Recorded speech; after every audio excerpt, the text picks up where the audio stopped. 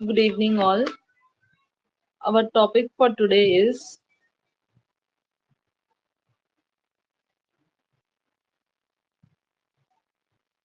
the postmodernism.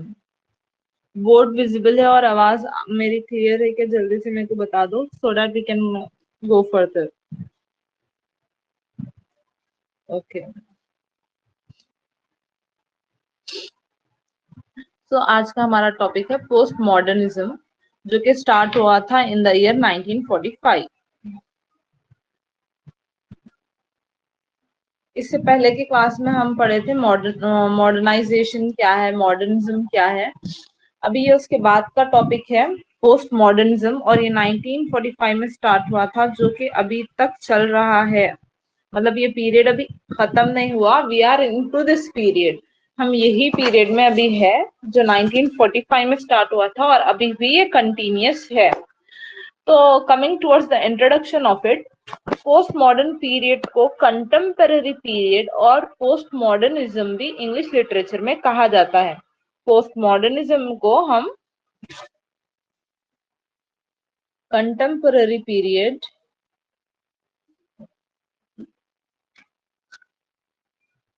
और post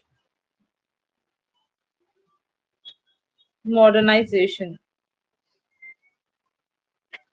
post modernism को contemporary period और पोस्ट मॉडर्नाइजेशन भी कहा जाता है.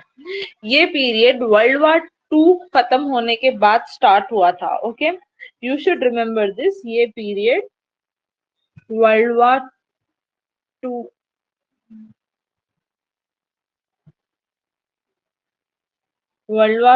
एंड हुआ बाद ये पीरियड स्टार्ट हुआ था, जो कि अभी तक चल रहा है. पोस्ट मॉडर्निज्म को ऐसा कहा जाता है कि ये एक रिएक्शन है जो इंटेलेक्चुअल एजम्पशन हुआ था, जो वैल्यूज मॉडर्न पीरियड में थे, जो हिस्ट्री थी, जो वेस्टर्न फिलोसफी थी, ये सबको थोड़ा थोड़ा लेके बना हुआ है, ऐसा कहा जाता है. इसमें जो राइटर्स है, जो मॉडर्नाइजेशन के जो राइटर्स अपन पढ़े थे, जैसे कि T S. Eliot, Ezra Pound, D Richardson, ये सारे जो राइटर्स जो मॉडर्न पीरियड के थे, ये लोग थोड़ा सा पोस्ट मॉडर्न पीरियड में भी लिखे, लेकिन इन लोग का जो थॉट्स थे, इन लोग का पॉइंट ऑफ व्यू जो था, वो मॉडर्न पीरियड का ही था, पोस्ट मॉडर्न पीरियड का नहीं था. तो ये सबको अपन पोस्ट मॉडर्न राइटर्स नहीं बोलेंगे. ये लोग ये पीरियड में थे, लेकिन ये लोग फिर भी मॉडर्न पीरियड के राइटर्स कहलाएंगे, पोस्ट मॉडर्न पीरियड के राइटर्स नहीं कहा जाएंगे इन लोग को. ठीक है, ये याद रखो. जो T S. Eliot, Ezra Pound, D Richardson, इन सब के बारे में जो अपन पढ़े थे, ये लोग ये टाइम पे अलाइव थे और ये लोग लिख रहे थे कंटिन्यूस, लेकिन ये लोग पोस्ट मॉडर्निज्म के बारे में नहीं लिख रहे थे. जो ये लोग का ओल्ड था मॉडर्निज्म, उसी को लेके ये लोग लिख रहे थे, उसी के टॉपिक्स कंटिन्यू कर रहे थे, जैसे कि डी थॉमस, डब्ल्यू.एच. ऑर्डन, जो भी राइटर्स पोस्ट मॉडर्निज्म के जो जिंदा थे, जो पोस्ट मॉडर्निज्म के टाइम तक वो लोग लिख रहे थे, लेकिन उन लोग के काउंटिंग मॉडर्निज्म में ही होगी. क्लियर? ये लोग किस किस चीज के बारे में लिखते थे? ये लोग फ्रेगमेंटेशन, पैराडॉक्स, क्वेश्चनेबल नरेशंस के बारे में लिखते थे. कौन? पोस्ट मॉडर्न पीरियड के जो राइटर्स थे, पोस्ट मॉडर्न पीरियड के जो राइटर्स थे, लोग फ्रेगमेंटेशन के बारे में लिखते थे, पैराडॉक्स के बारे में वो लोग लिखते थे, उन लोग लिखते थे क्वेश्चनेबल नरेशंस के बारे में. तो फ्रेगमेंटेशन क्या है? पोस्ट मॉडर्न पीरियड के जो राइटर्स थे, लोग ये सारे चीजों पे एक्सपेरिमेंट्स भी करते थे. तो फर्स्ट ऑफ ऑल अपने लोग का मीनिंग देख लेंगे. फ्रेगमेंटेशन इज अनकनेक्टेड एसे, मतलब डैमेज मैन्युस्क्रिप्ट. कंटिन्यूस कुछ भी नहीं रहता था, शुरुआत कहीं से करते थे. जैसे कि अपन पोस्ट मॉडर्निज्म से शुरुआत करें, फिर बात करते करते अपन वापस विक्टोरिया पीरियड में चले गए, विक्टोरियन पीरियड में चले गए. मतलब कहीं से भी शुरुआत करते थे और उसका एंड कहीं भी, और ऐसे एक्सपेरिमेंट्स करे लोग. फ्रेगमेंटेशन को वही कहा जाता है अनकनेक्टेड ऐसे कहेंगे हम इसको, जो एक दूसरे से कनेक्टेड नहीं होता. Next is paradox. मतलब अभी आप लोग को पता था कि क्लास 5 o'clock से शुरू होगी, फिर भी आप लोग को मैं ग्रुप में मैसेज करी कि क्लास आज 5 o'clock से शुरू होगी। मतलब वो रियलिटी है, वो फैक्ट है, लेकिन फिर भी मैं उसको अपनी तरफ से बता रही हूँ। सेल्फ कॉन्ट्राडिक्शनरी स्टेटमेंट, मतलब जैसे कि मैं आप लोग को एक स्टोरी बोली, वो स्टोरी के बाद बोली कि देखो मैं झूठ नहीं बोल रही हूँ, ये सच में मेरे साथ आज हुआ था। मैं सपोज बोली कि मैं आज गिर गई थी, इसके बाद मैं कंटिन्यू करी कि मैं आज सच में गिर गई थी, मैं झूठ नहीं बोल रही हूँ। मतलब वो एक फैक्ट है, लेकिन फिर भी उसको सेल्फ कॉन्ट्राडिक्शनल स्टेटमेंट दे रहे हो लोग, कॉमन सेंस की बात बता रहे, अपना क्लैरिफिकेशन देने की अपनी तरफ से कोशिश कर रहे हैं, उसको पैराडॉक्स बोलते हैं। क्वेश्चनेबल नरेशन मतलब मैं सही बोल रही हूँ ना, बोलकर क्वेश्चन मार्क, तो दैट सामने वाले से भी सुनना चाह रहे कि हाँ आप सही ही बोल रहे। तो ऐसे सब चीजों पे राइटर्स एक्सपेरिमेंट्स करें। लेट्स सी कौन से थीम्स के ऊपर ये लोग लिखे।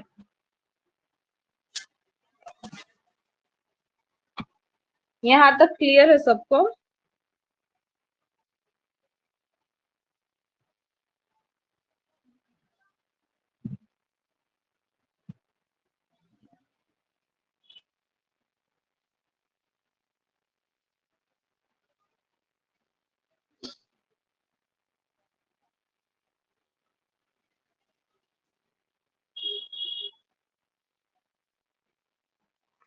Themes of modernization. First one is statuy. Next is magical realism.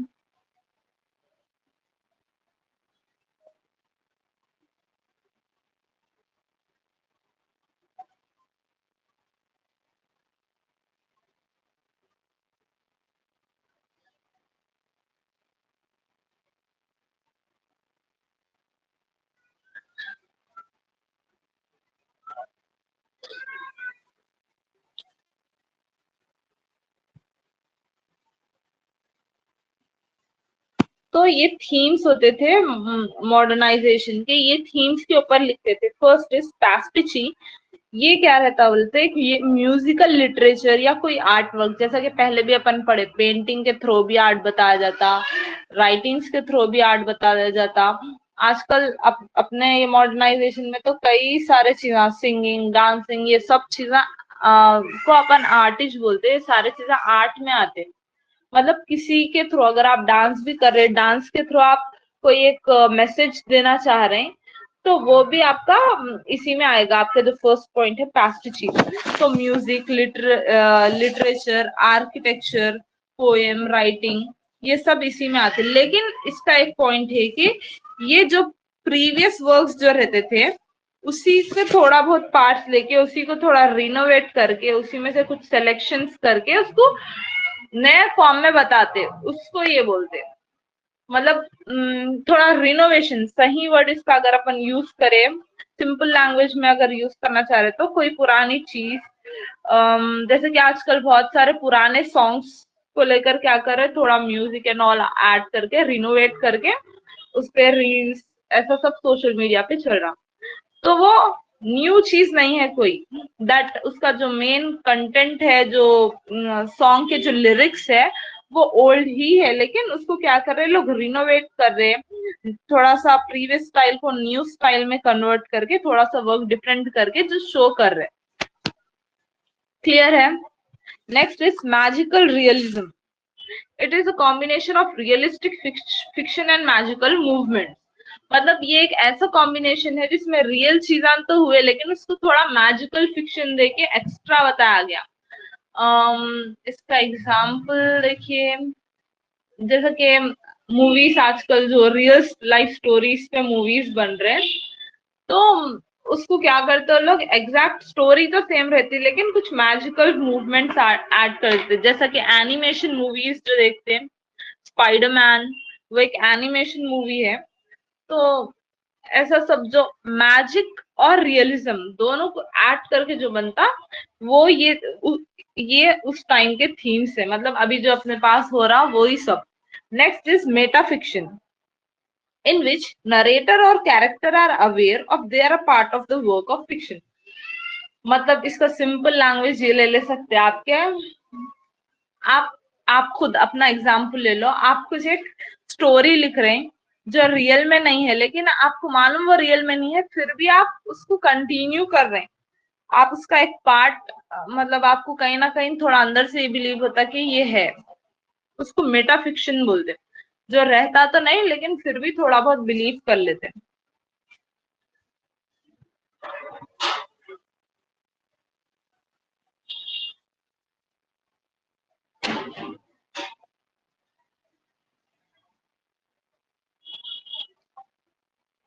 Fourth one is, this is fourth and last one, इसके फोर ही थीम्स है।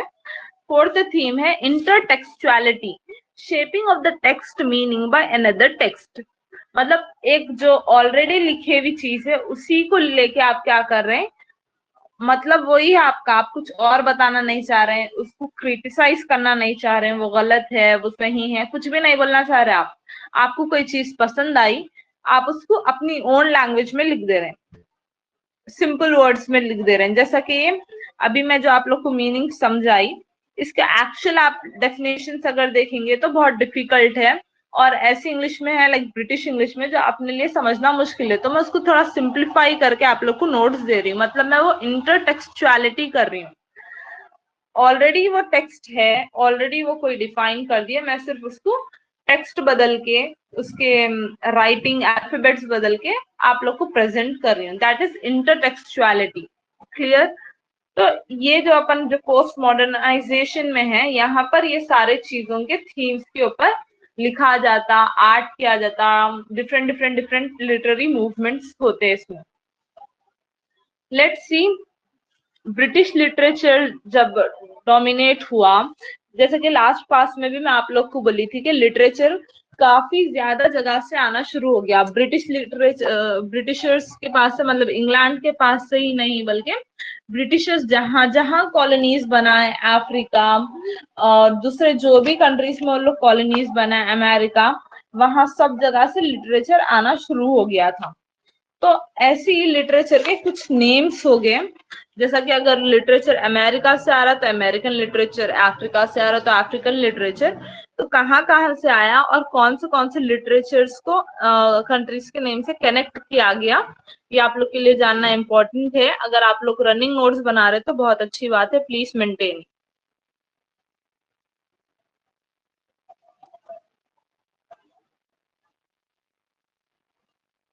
First is American literature, African literature,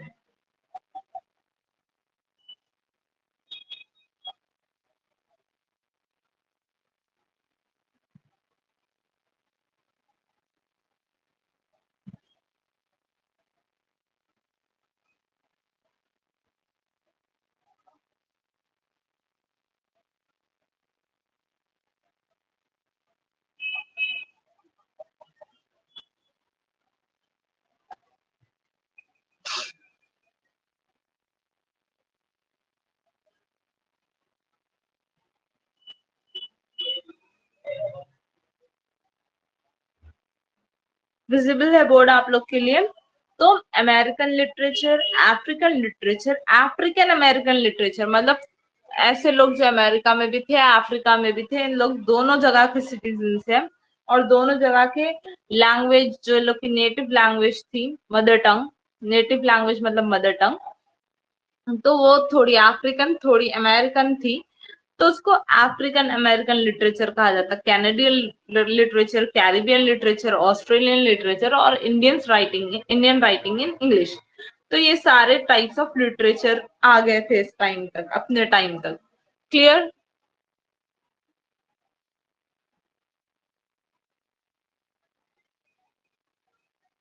the white man's burden एक poem है जो के लिखी थी Rudyard Kipling ने। ये क्वेश्चन आप लोग को 1 मार्क के लिए आ सकता है। द वाइट मैन बर्डन ये पोएम लिखी थी।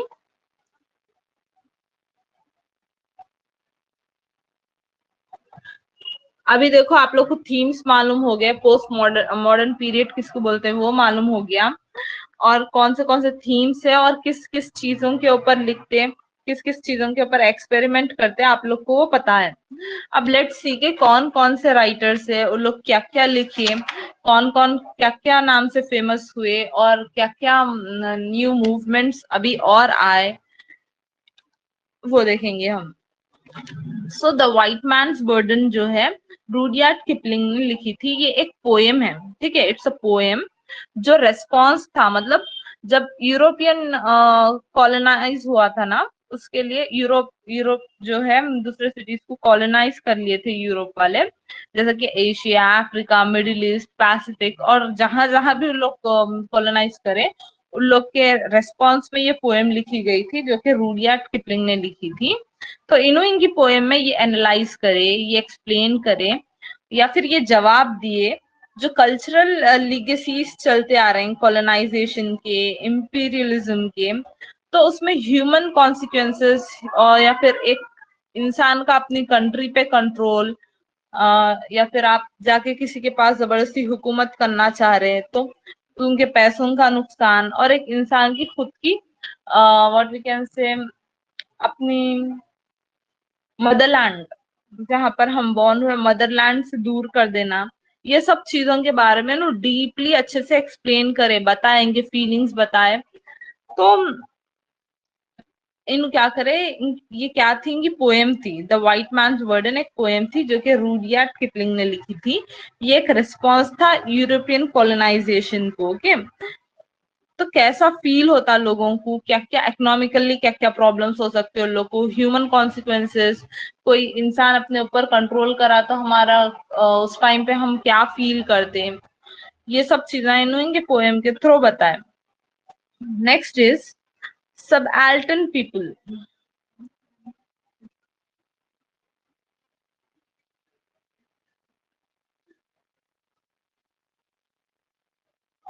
Subaltern people क्या करे, subaltern people exploited by colonial rule. Colonization was presented as the extension of civilization.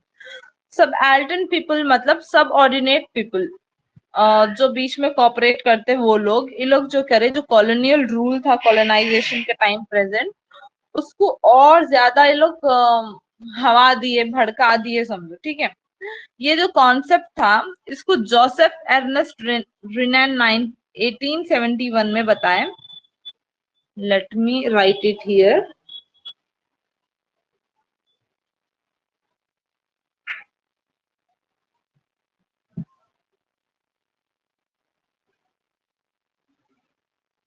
ये जो कॉन्सेप्ट था उसको जोसेफ एर्नेस्ट रिनाना बताएं in the year 1871।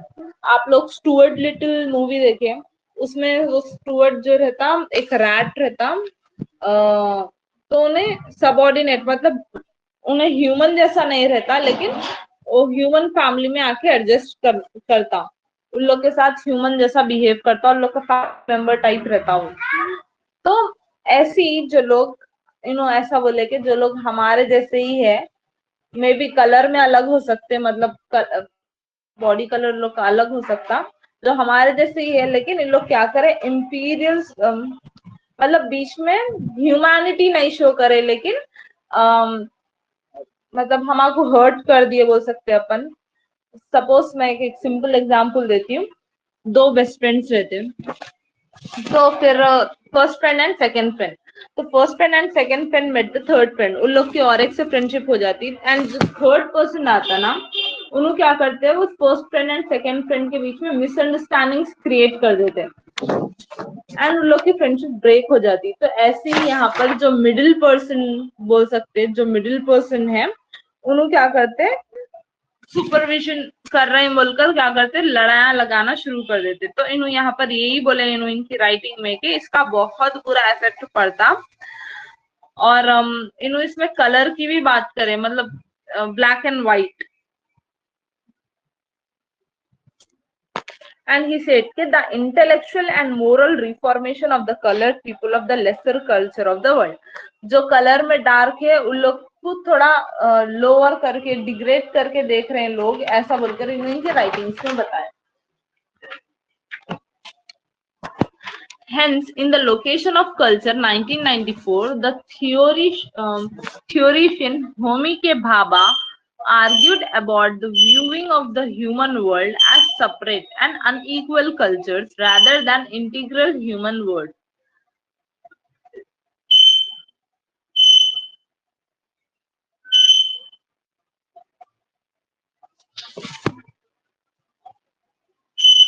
Next writer here is Homi के भाभा। इन्हों एक थ्योरिशियन थे, इन्हों आर्ग्यू करे कि जो ह्यूमन वर्ल्ड है वो सेपरेट और अनइक्वल कल्चर्स के हिसाब से देखा जा सकता है। इसको कोई हम एक ह्यूमन वर्ल्ड मतलब इंटीग्रल मिला हुआ सब मिलके एक साथ रह रहे हैं, खुशहाली से रह रहे हैं मिलके, ऐसा हम इसको डिस्क्राइब नहीं कर सकते। कुछ अनइक्वालिटीज है, कुछ सेपरेट है कल्चर्स, जैसे कि क्रिश्चियंस का कल्चर अलग है, हिंदूज का अलग है, मुस्लिम्स का अलग है, और जनरेशन जनरेशन अलग है। Generation like first world, second world, third world, ऐसे जनरेशन को डिस्क्राइब करें। इन्हों बोले कि इमेजिनरी पीपल और प्लेसेस, मतलब जो चीजा और जो लोग एग्जिस्ट नहीं करते, जैसे कि कार्टून वगैरह ये सब है, ये सब चीजा ऐसे है जो इंसान को कहीं ना कहीं एक दूसरे से जोड़े रखते, चाहे उन लोग कोई भी रिलीजन के रहो, कोई भी जनरेशन के रहो। थोड़े ऐसे आर्ट फॉर्म्स है जो लोगों को एक दूसरे से क्लोज रखते। ऑल्सो ही सेड के इंटीग्रल ह्यूमन वर्ल्ड नहीं है, बल्कि सेपरेट और अनइक्वल चेंजेस है। और इंटीग्रल ह्यूमन वर्ल्ड होना चाहिए, जबकि ये नहीं है। लेकिन हम लोगों को फोर्स नहीं कर सकते पूरे एक जगह आओ, एक हो जाओ।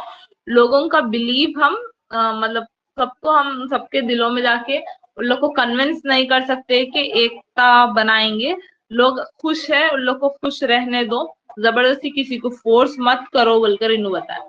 जो कॉलोनाइज लिटरेचर था, जहां पर आइडियली इंपीरियलिज्म, कॉलोनियलिज्म के बारे में लिखा जाता था, ये कल्चर के बारे में देखिए।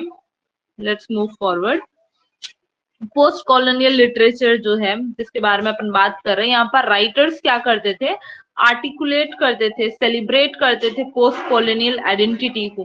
लाइक ये लोग पहले कॉलोनाइज थे, इन लोग के ऊपर कोई रूल करता था, अब ये लोग डीकोलोनाइज हो गए, इन लोग की खुद की अपनी नेटिव सोसाइटी है, मतलब अपनी कंट्री में रह रहे लोग, इंडिपेंडेंट मेंटेन कर रहे हैं। इकोनॉमिक, सोशल, लिंग्विस्टिक, कल्चरल, ये सारे फ्रीडम्स इन लोग को है। सोशल फ्रीडम मतलब ये लोग किसी से भी बात कर सकते हैं, किसी के भी घर जा सकते हैं। लिंग्विस्टिक फ्रीडम मतलब ये लोग किसी भी लैंग्वेज में किसी से बात कर सकते हैं। कल्चरल फ्रीडम मतलब कोई भी कल्चर फॉलो कर सकते हैं लोग।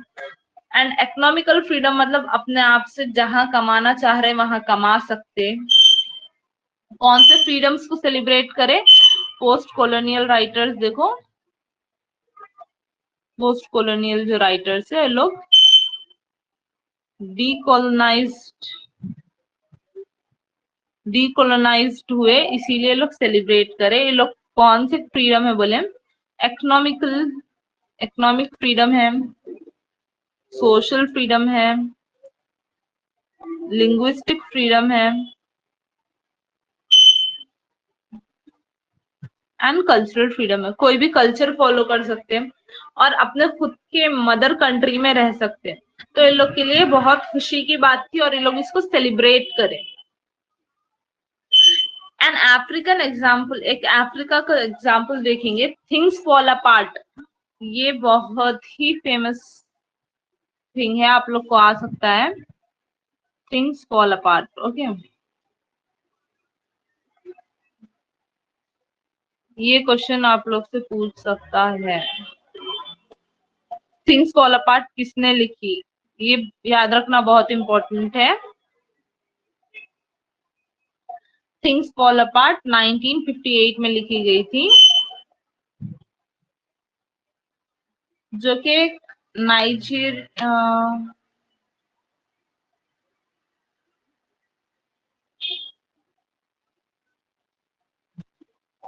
चिनुआ अचीबा ने लिखी थी 1958 में। इन नाइजीरियन एक्सपीरियंसेस बताए थे, इन ब्रिटिश एम्पायर में एज ए नाइजीरियन रहे, तो इनको कैसा फील हुआ, क्या क्या चेंजेस थे, कॉलोनियल लैंग्वेजेस कैसे थे, वो सब के बारे में इन्हों बताया। ये थिंग्स फॉल अपार्ट किसने लिखी बोलकर ऐसा क्वेश्चन आ सकता है आप लोग को, तो याद रखना कि चिनुआ अचीबा ने लिखी थी and he was a Nigerian. इन्हों भी एक नाइजेरियन ही थे।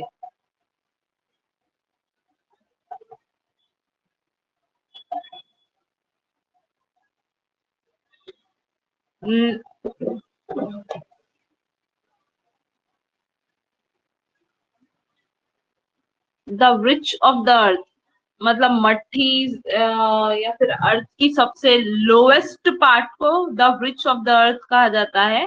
ये 1961 में फ्रांस फैनॉन ने लिखी थी। ये क्वेश्चन भी आप लोग को आ सकता है, डू रिमेम्बर इट। तो इसमें भी इन्हों क्या करे, नेचर ऑफ कॉलोनिज्म बताया, एसेंशियली डिस्ट्रक्टिव। इन्हों बोलेगे जो कॉलोनिज्म था वो डिस्ट्रक्टिव बाय नेचर था, मतलब सिर्फ तोड़ने के लिए ही कॉलोनाइजेशन बनाया गया था। ये सोसाइटी पे इसका बहुत ही हार्मफुल इफेक्ट हुआ, स्पेशली इन्हों बोले कि मेंटल हेल्थ, लोगों की मेंटल हेल्थ पे इसका बहुत बुरा इफेक्ट हुआ। सी वी आर ह्यूमंस, हम किसी के कंट्रोल में, लाइक आप यही काम करो, आपको इतनी ही इनकम मिलती, आपके साथ यही होता, ऐसे सब हम किसी के अंदर कॉलोनाइज नहीं रह सकते। We all want freedom. तो वो कॉलोनाइजेशन से इन्हों बोले कि मेंटल प्रेशर लोगों पे बहुत ज्यादा था, और अपने खुद के कंट्री में भी लोग अपने मर्जी से नहीं रह सकते थे। और जो फ्रांस फैनॉन थे, इन्हों ये बोले कि systematic denial of all attributes of humanity, इंसानियत के सारे एट्रीब्यूट्स तोड़ दिए थे। जो कॉलोनाइज्ड हुए थे लोग, तो इंसानियत के सारे एट्रीब्यूट्स टूट गए थे बोलकर इन्हों बताया।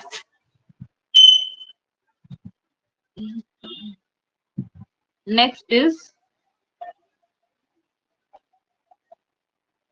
नुगुगी व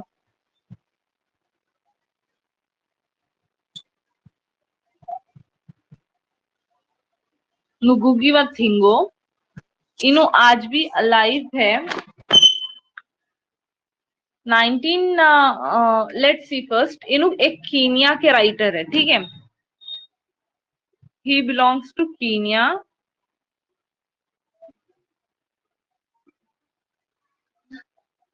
Presently he is 85 years old and still alive.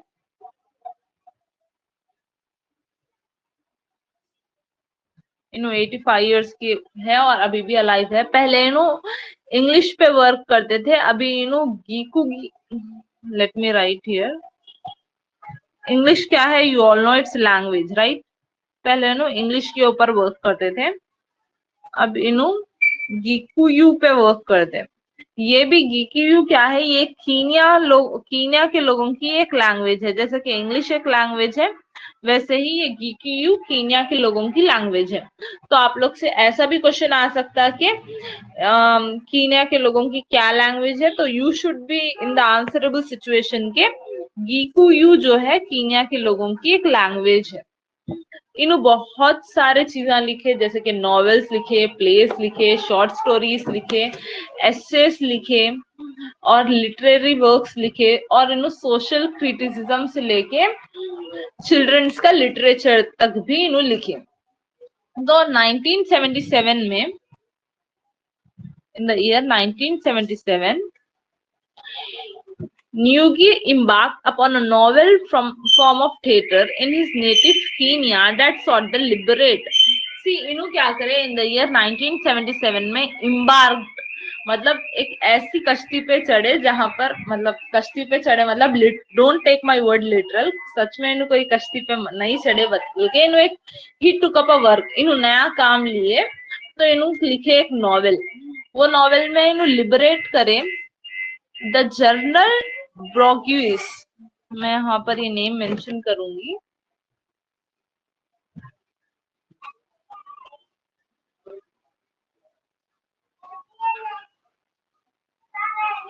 The journal bogus education system.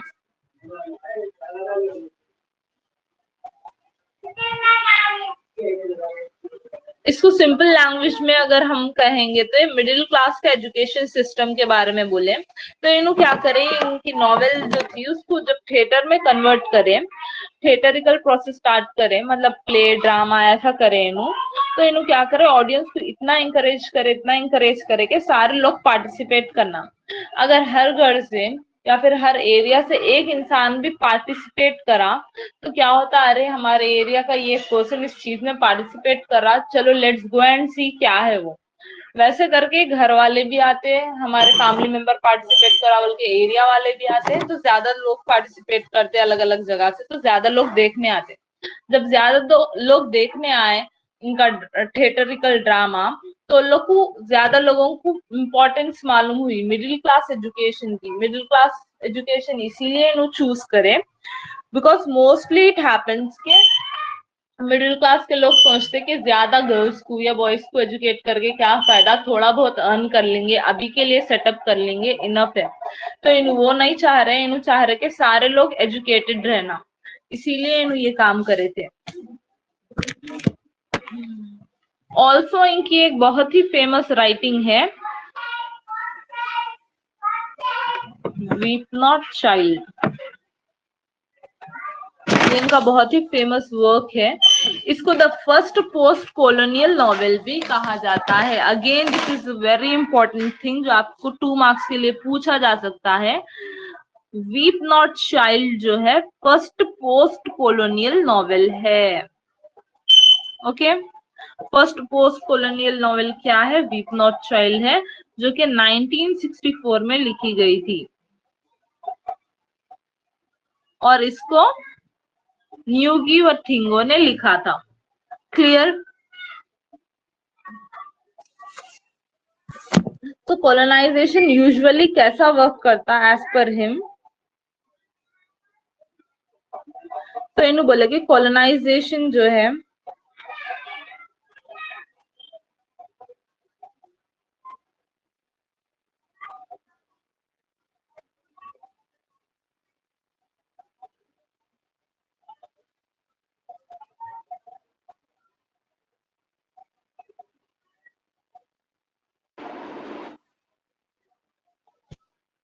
He set के कॉलोनाइजेशन ब्रूचल फोर्स, लोगों को एम्प्लॉयज को मार के जबरदस्ती फोर्स करके दूसरी कंट्री पे कब्जा करके, कोई कम्युनिटी पे कब्जा करके, लोगों से काम करा के, लोग को अब्यूज करके, मतलब खराब लैंग्वेज यूज करके, फिजिकली मार के, उन लोग के पैसे, इकोनॉमिकली पैसे उन लोग के छीन के, जब खुद एक पर्सन अर्न करता उसको कॉलोनाइजेशन बोलते इनका अपना डेफिनेशन भी। लेट्स सी के पोस्ट मॉडर्न पीरियड में कौन कौन से राइटर्स को कौन से फेमस अवार्ड्स मिले या फिर कौन कौन ज्यादा फेमस हुए। फर्स्ट इज लियोपोल्ड सिंगर, इन्हें एक पॉलिटिशियन है, इन्हें फर्स्ट प्रेसिडेंट ऑफ सिंगल है, ओरिजिनली इन कलर में ब्लैक है। चिन्ना अचुबा जो थिंग्स फॉल अपार्ट है उससे इनका अफ्रीकन लिटरेचर के लोगों को मतलब समझाने का, अच्छे से इनको क्या बोल सकते हैं अपन, इनलाइटमेंट हुआ समझो इनके ऊपर, जब इन थिंग्स फॉल अपार्ट देखे तो इन लोगों को इंस्पायर कर सके उससे। जो कैनेडियन राइटर है मार्गरेट एटवुड,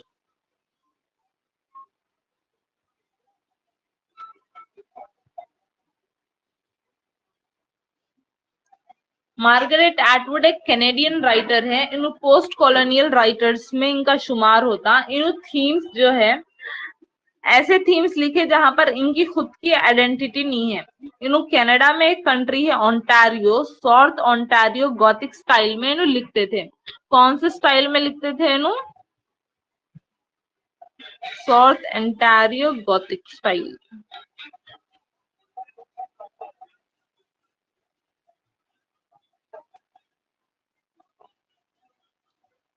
इनो पोस्ट मॉडर्नाइजेशन के बहुत ही फेमस राइटर है। Next is the blind assassin, next point is the blind assassin. ये ब्लैंड असैसिन इन्हीं की एक राइटिंग है, मार्गरेट एटवुड की। 2000, इन द ईयर 2000, मतलब 23 इयर्स पहले, इन द ईयर 2000 इनको बुकर्स प्राइज से सम्मानित किया गया था।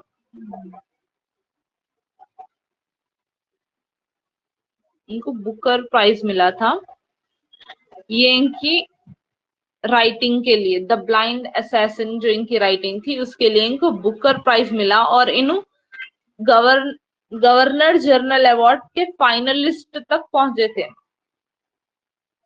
Same in the year 2000 governor general award, GGA, governor general award, okay, इसके फाइनलिस्ट तक इन्हों पहुंचे थे। क्लियर? नेक्स्ट इज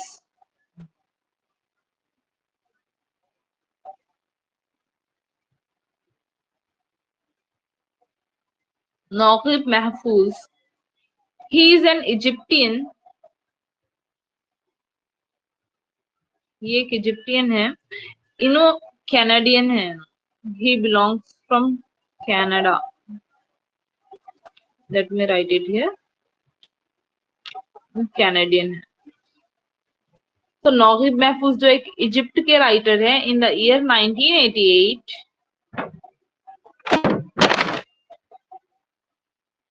इनको नोबेल प्राइज मिला था लिटरेचर लिखने के लिए। He is the winner of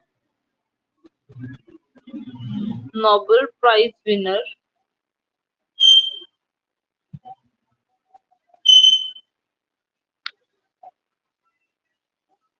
literature के लिए, and he is the person who also writes Arabic literature. Arabic में भी लिटरेचर लिखते हैं।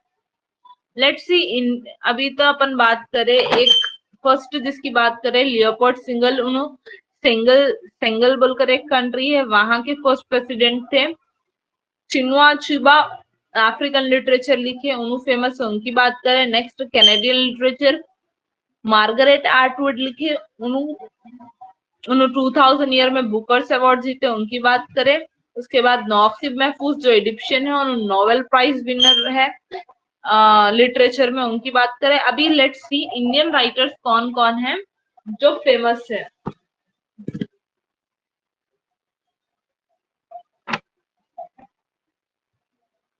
तो सलमान रश्दी,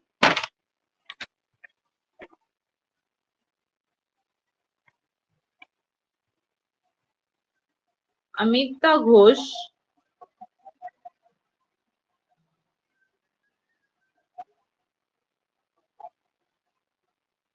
अनीता देसाई,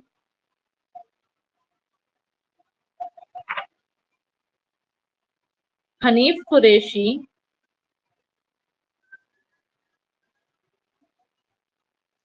किरण देसाई,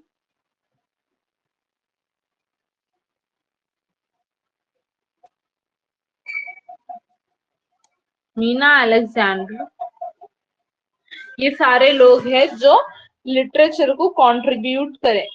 कौन से पीरियड में? पोस्ट मॉडर्न पीरियड में। अभी भी we are under the post modern period only. So this was it. I hope आप लोग को आज की क्लास समझ में आई, क्लियर है कॉन्सेप्ट्स। पोस्ट मॉडर्न पीरियड को कंटेम्पररी पीरियड और मॉडर्नाइजेशन भी कहा जाता है इंग्लिश लिटरेचर में। ये पीरियड 1945 से स्टार्ट हुआ था, जो कि अभी भी हम यही पीरियड में कंटिन्यूएशन है। थोड़े ऐसे राइटर्स थे जो मॉडर्न पीरियड में भी लिखते थे और पोस्ट मॉडर्न पीरियड में भी उनके राइटिंग्स पब्लिश होते थे, लेकिन उनके राइटिंग्स जो पोस्ट मॉडर्न पीरियड में पब्लिश हुए उसको हम पोस्ट मॉडर्न नहीं बल्कि मॉडर्न ही कंसीडर करेंगे। ओल्ड राइटिंग्स में ही कंट्रीब्यूशन होगा उनका। ऐसे राइटर्स कौन है? टीलियस इलियट, इजरा पाउंड, डी रिचर्डसन, ये ऐसे राइटर्स हैं। सो मॉडर्न एज में लोग क्या करें, यहाँ के जो मॉडर्न राइटर्स थे वो लोग कंटिन्यू एक्सपेरिमेंट्स करना शुरू करे।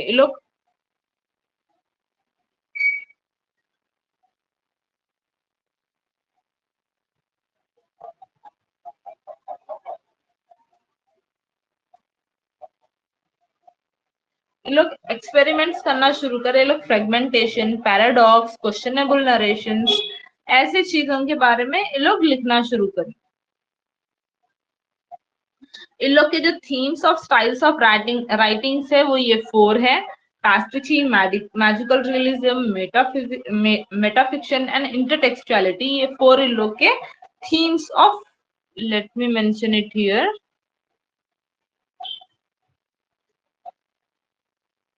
themes of post modernization. These are the themes of post modernization.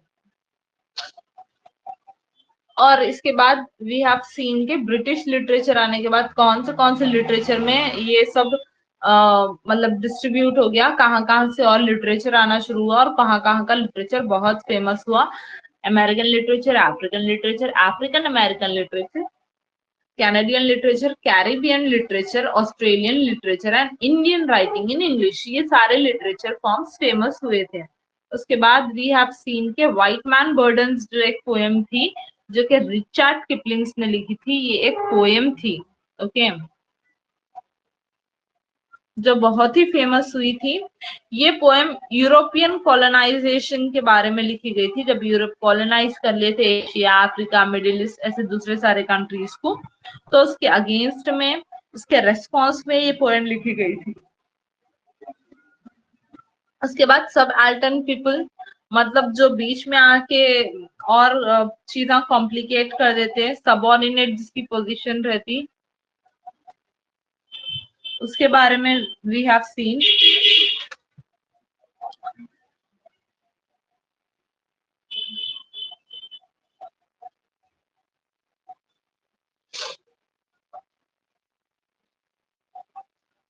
उसके बाद जो होमी के भाभा है, उन्होंने क्या लिखा था, उन्होंने कैसा डिस्क्राइब करे थे, like first world, second world, third world, Islamic world, Christian world, सबका एग्जिस्टेंस अलग अलग है, उसके बारे में बात कर रहे थे अपन।